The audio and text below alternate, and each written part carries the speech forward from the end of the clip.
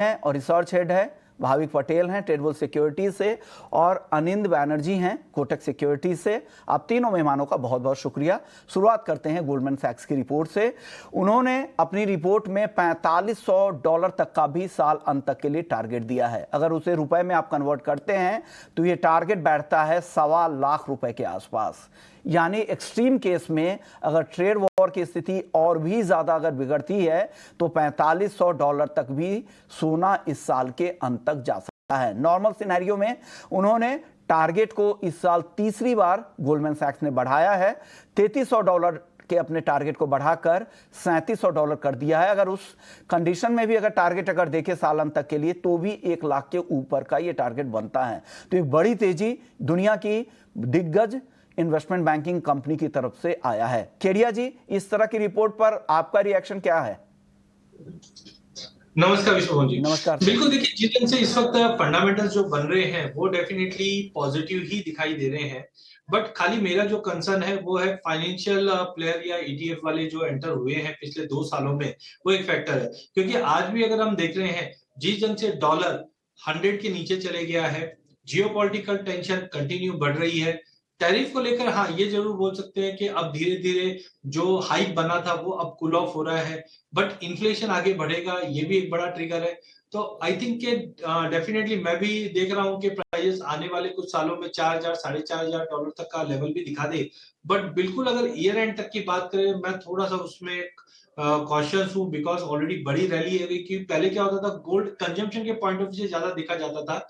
But अब जब से ये ईटीएफ में या फाइनेंशियल प्लेयर ने एंटर की हुई है, तो आई थिंक एक बड़ा रिटर्न पिछले एक फाइनेंशियल ईयर में हमने देखे 40% का रिटर्न ऑलरेडी दे चुका है। तो हाँ, हायर साइड पे मेरे को लगता है कंजर्वेटिवली भी मैं जाऊं तो 3600 $3650 तक का लेवल एक बार दिखा सकता है। बट एक अच्छा करेक्शन भी है, बिकॉज लड़ाई में जैसे डोनाल्ड ट्रंप ने खुद ने कहा है कि मैं आगे जाके लड़ाई बंद करवा दूंगा, तो ऑलरेडी हम देख रहे हैं उसके ऊपर काम चल रहा है। अगर वॉर प्रीमियम निकलता है तो एक करेक्शन आ सकता है। टैरिफ वॉर में ऑलरेडी हमने स्टेप्स दिख रहे हैं कि कहीं ना कहीं अभी रिसेंट न्यूज है कि ऑटोमोबाइल इंडस्ट्री को रिलीफ देने के लिए कुछ टैरिफ में पॉज आ सकता है। अगर ऐसा कुछ आता है तो मुझे लगता है पहले करेक्शन आना चाहिए जो $2300 तक पहले मिल जाए। और अगर कोई 1.5-2 साल का व्यू लेके चलता है तो डेफिनेटली मैं मानता हूं कि 4000 या 4000 के बियॉन्ड भी जा सकता है। बट ईयर एंड तक 4000 जाना एज ऑफ नाउ मुझे लगता है कि थोड़ा सा डाइजी रहेगा। बट हाँ, जो ऑनगोइंग है वो अभी तो सपोर्ट दिखा रहा है, बट 4000 मुझे डाउटफुल लगता है। 36-3650 एक कंजर्वेटिव हायर साइड पे हम बोल सकते हैं। अब बताइए अनिंद बैनर्जी जी, आपको क्या लग रहा है इस तरह के टारगेट, जब रूस यूक्रेन युद्ध हुआ था तो क्रूड को लेकर इस तरह के टारगेट दिख रहे थे, इतना एग्जूबरेंस दिखाना सही है क्या? आप क्या कहेंगे सर? हाँ, नमस्कार विश्वमोहन जी। हाँ देखिए, एक्चुअली हाँ, हम लोग का जो व्यू रहा है लास्ट ईयर से कि गोल्ड का बेसिक जो अप ट्रेंड है वो हो रहा है बिकॉज ऑफ डी डॉलराइजेशन। तो डी डॉलराइजेशन मतलब जो एक डॉलर का एक डोमिनेंस रहा है 1971 से, ग्लोबल ट्रेड हो या आपका जो जो सेंट्रल बैंक का सेविंग्स हो उसमें, तो उससे दुनिया अभी धीरे धीरे डाइवर्सिफाई कर रहा है। तो अगर हम लोग हिस्ट्री में जाए 1971 के पहले जो मॉनेटरी सिस्टम था उसमें गोल्ड सबसे अहम करेंसी होता था, उसके बाद सब करेंसी आते थे। 1971 से एक एक्सपेरिमेंट हुआ था जहां पे फिएट डॉलर का एक्सपेरिमेंट, और वो लग रहा है लगभग खत्म के करार पे है। जहां पे ग्लोबली एक मॉनेटरी स्टेबिलिटी चाहिए, एक एंकर चाहिए सब करेंसीज के लिए, क्योंकि जिस हिसाब से central bank specifically western central banks ने मनी प्रिंटिंग किया है, बैलेंस शीट एक्सपैंड किया है 2008 से, उससे एक चीज तो एकदम कंफर्म्ड है कि आपका ग्लोबली एक ऑल्टरनेटिव एक मॉनेटरी एंकर चाहिए, वो है गोल्ड। और हिस्टोरिकली गोल्ड, उसके साथ सिल्वर भी भी रहा है। इसके लिए ये जो बाइंग है सेंट्रल बैंक से, ये जो इंस्टीट्यूशन से बाइंग है, वो चलता रहना चाहिए। और जो सबसे बड़ा ट्रिगर आगे आने वाले एक 1.5 साल में बन सकता है गोल्ड के लिए, वो होगा डॉलर डिवैल्यूएशन। क्योंकि जो अमेरिका फर्स्ट पॉलिसी है उसके हिसाब से ये स्ट्रॉन्ग डॉलर एनवायरनमेंट में वो पॉसिबल नहीं होगा। और ट्रंप एडमिनिस्ट्रेशन ने ऑलरेडी एक दो बार इंडिकेशन कर चुका है कि हम लोगों को भी करेंसी, जो वीक करेंसी के तरफ जाना पड़ेगा अगर हम लोग को मैन्युफैक्चरिंग बेस बनाना है। तो जब डॉलर डिवैल्यूएशन स्टार्ट होगा as a policy, already dollar index में हम लोग फॉल देख चुके हैं, but that is due to market forces. जब डॉलर डिवैल्यूएशन स्टार्ट होगा और एशियन करेंसीज के अगेंस्ट सस्टेन डिक्लाइन आएगा, तब we will see a big move जो आपका गोल्ड प्राइस है इन डॉलर टर्म्स। तो जो $4,000 है या इवन $4,500 है, दैट इज पॉसिबल। हो सकता है कि इमीडिएटली ये साल में ना हो, but over the next 18 months it is quite possible. Okay, चलिए, तो ये व्यू आप लोगों की तरफ से आ गया है। आप बता दीजिए भाविक, आपकी राय क्या बन रही है सोने पर? देखिए, मुझे भी लगा है कीड़े जी ने जैसे बताया कि शायद 4,000 का जो लक्ष्य है ईयर एंड का, वो थोड़ा फार फेच है, क्योंकि ऑलरेडी हमने काफी रन देख चुके हैं। हालांकि फंडामेंटल्स बहुत पॉजिटिव है, बट मुझे भी लग रहा है कि 36 से 3650 है, वो एक बार हम देख सकते हैं ईयर एंड के लिए, क्योंकि यहाँ से लग रहा है कि डॉलर इंडेक्स तो वीक होगा, पर जो ट्रेजरी यील्ड है वो भी फॉल होनी चाहिए, क्योंकि यूएस के पास अभी 9 ट्रिलियन डेट्स है जो उन्होंने 12 लास्ट मंथ में इश्यू किया, और वो ऑन एवरेज 3% से, अगर 4.5% ट्रेजरी यील्ड बढ़ती है और अगर उनको रीफाइनेंस करना है, तो दैट मीन्स $145 बिलियन उनको एडिशनल पेमेंट करना पड़ेगा, जो वो चाहेंगे नहीं। तो आगे जाके मुझे लग रहा है बॉन्ड यील्ड्स जरूर से गिरेंगे, जो गोल्ड के लिए पॉजिटिव रहेंगे। तो एक्सपेक्टेड कर रहा हूँ कि यहाँ से 36 से 3650 जो लेवल है इंटरनेशनल मार्केट में, वो ईयर एंड तक हम देख सकते हैं। चलिए, तो आपकी राय है, लेकिन हमने मोतीलाल ओसवाल के एसोसिएट डायरेक्टर और कमोडिटी हेड किशोर नारने से भी बातचीत की थी। उन्होंने गोल्ड की इस तेजी पर क्या कहा है, आइए सुन लेते हैं।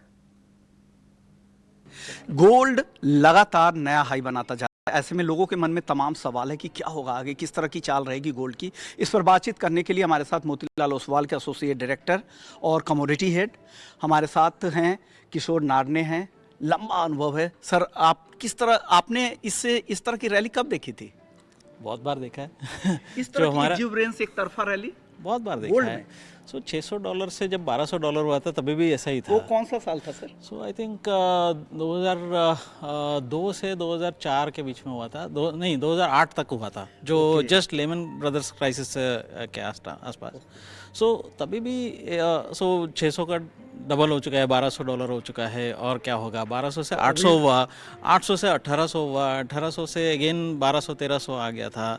सो मार्केट ऊपर नीचे होता रहता है। सर 2012 में हमने देखा था करीब 30% का करेक्शन देखा था, और उस लेवल्स को वापस से रीगेन करने में करीब 6 साल का वक्त लग गया है। क्या उस तरह का करेक्शन अभी उम्मीद करना चाहिए, क्योंकि अभी सारे फंडामेंटल्स गोल्ड के सपोर्ट में हैं?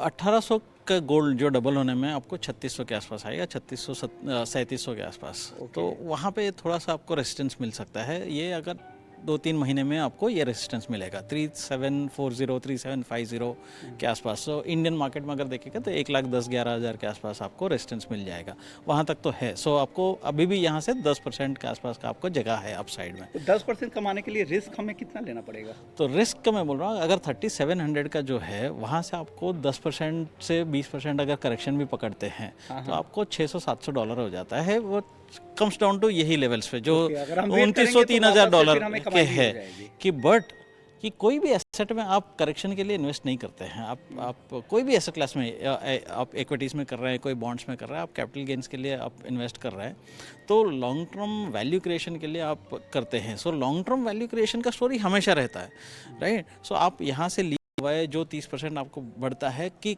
आपने कभी गोल्ड में प्रॉफिट बुक किया आपके लाइफ में? बुक किया कभी? नहीं, बिल्कुल। आपका घर पे गोल्ड बेचा कभी? नहीं। प्रॉफिट बुक किया? इवन गोल्ड ETF भी हम बेच नहीं पाते। हाँ। सो अगर जो एसेट में आप प्रॉफिट बुक ही नहीं करेंगे तो आप करेक्शंस के लिए क्यों डर रहे हैं? तो वो करेक्शंस का कोई मतलब ही नहीं है। तो लॉन्ग टर्म में मेरा वैल्यू, मेरा जो एसेट है उसका वैल्यू प्रिजर्वेंस, जो गोल्ड का जो मुख्य कैरेक्टरिस्टिक जो है ना, प्रिजर्वेंस ऑफ वैल्यू, राइट, वो आपको ये देता है। ओके, 2025 में लोग जानना चाह रहे हैं कि टॉप लेवल क्या होगा, बॉटम लेवल क्या होगा? 3750 टॉप लेवल होगा और बॉटम लेवल 27। रुपए को मैं इसी लेवल के आसपास मान ले तो आज की क्लोजिंग के आसपास 86.04 की जो क्लोज, इसके आसपास अगर रुपए में कन्वर्ट करें तो घरेलू बाजार 86-87,000 डाउन साइड में, आपको 1,10,00,000-1,11,000 अप साइड में। ओके, तो टाइम ना करे, अब ये मत देखे कि मुझे कब लेना है, कब करना है। अब टाइम दे, 1,10 का भी लेवल आपको गोल्ड में दिखेगा इस साल और 86,000 का भी दिखेगा, तो वेट कर सकते हैं, तो आपको फायदा इस लेवल से भी हो सकता है। सर अगर आपके फ्रेंड्स होंगे, फैमिली होगी, जो आपके वेल विशर्स होंगे, उनको क्या एडवाइस दे रहे हैं, सोना खरीदने के लिए या चांदी खरीदने के लिए? मैं तो खुद भी जो 2-3 महीने पहले भी लिया था, सो सोना मेरे को जो शांति देता है और सिल्वर थोड़ा टेंशन देता है। ये तो आप यहाँ पे सुन रहे थे किशोर नारने जी को। उन्होंने जो ऊपर के जो टारगेट दिए $3700 के, और घरेलू बाजार के हिसाब से उनको लगता है 1,11,000 1,12,000 रुपए तक भी सोना इस साल का जो टॉप लेवल है बना सकता है, और नीचे में सोना 86,000 से 87,000 भी उनको आता दिख रहा है। तो एक बड़ा रेंज है, और ऊपर उनको लग रहा है कि अपवर्ड बायसनेस यहाँ पे ज्यादा है, तेजी की संभावनाएं ज्यादा है। चलिए अब चांदी की बात कर लेते हैं। सोने की काफी बातचीत हो चुकी है। अनिंद बैनर्जी जी, चांदी को लेकर आपकी राय क्या है? चांदी में उस तरह की तेजी अब तक नहीं आई है, क्या वो बची है तेजी क्या चांदी की? चांदी में देखिए, जिस हिसाब से गोल्ड में एक थीम बना है, चांदी में जो मेन थीम है वो है इंडस्ट्रियल मेटल्स है। मतलब अगर चांदी को यहाँ से आउट परफॉर्म करना है ये सोना को, तो फिर कॉपर और जिंक ये मेटल्स को अच्छा करना पड़ेगा, और वहां पे इशू आ रहा है क्योंकि कॉपर में एक बाउंस तो हम लोग देखे हैं लास्ट एक हफ्ते में, बिकॉज इक्विटी में भी बाउंस हुआ है, इंडस्ट्रियल मेटल में भी बाउंस हुआ है ओवरसोल्ड कंडीशन से। बट ट्रेड वॉर जो हम लोगों का बेसिक एक जो व्यू है लास्ट ईयर से, कि ट्रेड वॉर में सेंट्रल जो होगा वो होगा यूएस और चाइना के बीच, क्योंकि अभी आपका जो पूरा जो मैन्युफैक्चरिंग सेटअप है, जो सप्लाई चेन है, उसके हिसाब से यूएस कंज्यूमर है और चाइना प्रोड्यूसर है मैन्युफैक्चरिंग में। तो ये जो मॉडल है, इसको अगर रीसेट करना है, जिसका बात चल रहा है, जो आपका ये डी ग्लोबलाइजेशन और डी डॉलराइजेशन है, वो सिचुएशन में बेस मेटल्स में थोड़ा सा रिस्क बना रहेगा इन द कमिंग मंथ्स, क्योंकि चाइना के ऊपर और भी एक्शन होंगे। तो ये सिचुएशन में बेस मेटल्स में एक बहुत बड़ा तेजी तो है नहीं, तो ये तो सिल्वर में अपसाइड है, बट गोल्ड के मुकाबले वो स्ट्रगल करेगा। तो बेटर रहेगा कि सिल्वर में जो ये आपका आपका 1-1.5 हज़ार का जब डिप आता है, तो उसमें खरीदना चाहिए rather than trying to chase। खरीदारी करें, वेट करें, इंतजार करें। चांदी आपको मौका देगा भी और हर बार भी देते हैं। आप बताइए केडिया जी, आपकी राय चांदी पर? देखिए विश्वमोहन जी, अगर हम चांदी की बात करें तो इस वक्त गोल्ड सिल्वर रेशियो 100 की तरफ आ चुका है। पहले मैं मान के चल रहा था कि 92 के ऊपर सस्टेन नहीं करेगा, क्योंकि पिछले 50 साल का ट्रैक रिकॉर्ड है कि 90 के ऊपर ये रेशियो टिकती नहीं थी। बट जी, जब से हमने टैरिफ का जो कंसर्न्स बढ़ते हुए देखा, जिसकी वजह से ये ब्रेकआउट आया और ऊपर में 105 का लेवल छू चुका है। टाइमिंग मुझे लगता है ये 106-107 तक का लेवल रेशियो दिखा सकता है, जिसका मतलब है चांदी थोड़ा और इंतजार करना पड़ेगा। एक साइकोलॉजिकली लाख का एक रजिस्टर बन चुका है, इंटरनेशनल में $35 का एक रजिस्टर बन चुका है। बट कहीं ना कहीं मुझे लगता है जो टैरिफ का जो कंसर्न है, अगले 6-8 महीने में ये कंसोलिडेट हो जाएगा, डाइल्यूट हो जाएगा। उसके बाद जैसे जैसे रेट कट्स, या चाइना ने भी कहा है कि हम इकोनॉमी को संभालने के लिए और कोशिश करेंगे, तो ये कहीं ना कहीं चांदी के लिए बड़ा ट्रिगर करेगा। मैं अभी भी मान के चलता हूं कि साल के अंत तक की अगर मैं बात करूं तो 1,25,000 से 1,30,000 का लेवल चांदी में अभी भी मिल सकता है, टेक्निकल स्ट्रक्चर पे भी और फंडामेंटल पे। हम जानते हैं कि आज चांदी का जो यूज केस है, चाहे ETF बाइंग में पकड़ लीजिए, चाहे इंडस्ट्रियल मेटल में पकड़ लीजिए, तो मे भी पॉसिबल है कि अगले हफ्ता 15 दिन में एक बार मार्केट नीचे में 88-89 तक का एक स्पाइक मार दे। बट हाँ, कोई लॉन्ग टर्म के लिए देख रहा है तो डेफिनेटली अच्छा है। बट आज पर्टिकुलरली इंट्राडे में 95-250 तक का लेवल दिखा सकता है। बट थोड़ा महीना 2 महीना अनसर्टेनिटी के लिए रहेगा, तो गोल्ड के मुकाबले चांदी थोड़ी सी अंडर परफॉर्मिंग रह सकती है। 2 महीने अंडर परफॉर्म कर सकती है, लेकिन लंबी अवधि में ठीक ठाक तेजी दिख रही है। आप भाभी बताइए, आपकी राय चांदी पर? देखिए, इन्वेस्टर्स तो थोड़े स्केप्टिकल ही है, क्योंकि ETF अगर देखें सिल्वर के वर्सेस गोल्ड के, तो गोल्ड में रिकॉर्ड इन्फ्लोज आ रहा है, जहाँ पे सिल्वर पे अभी भी नहीं है, क्योंकि ये जो सिल्वर है वो थोड़ा ब्रॉड बेस्ड कमोडिटीज है, और अभी जिस हिसाब से ट्रेड टैरिफ चल रही है, इस हिसाब से एक्सपेक्टेशन नहीं है कि डिमांड पिकअप हो सकती है। बट हालांकि अगर सप्लाई डेफिसिट देखे डिमांड और सप्लाई की, तो वो कंपेलिंग है। मुझे लग रहा है कि सिल्वर थोड़ा टाइम लेगी आउट परफॉर्म करने में, और जैसे अगर चलना शुरू हो जाएगी तो गोल्ड को डेफिनेटली आउट परफॉर्म कर देता है। आई थिंक शॉर्ट टर्म में मुझे भी लग रहा है गोल्ड जो है वो ज़्यादा बेटर रहेगा। अगर किसी को लॉन्ग अवधि के लिए बाय करना है तो थोड़ा वेट कीजिए, 84 से 82 मुझे लग रहा है ज़्यादा बेहतर रहेगा।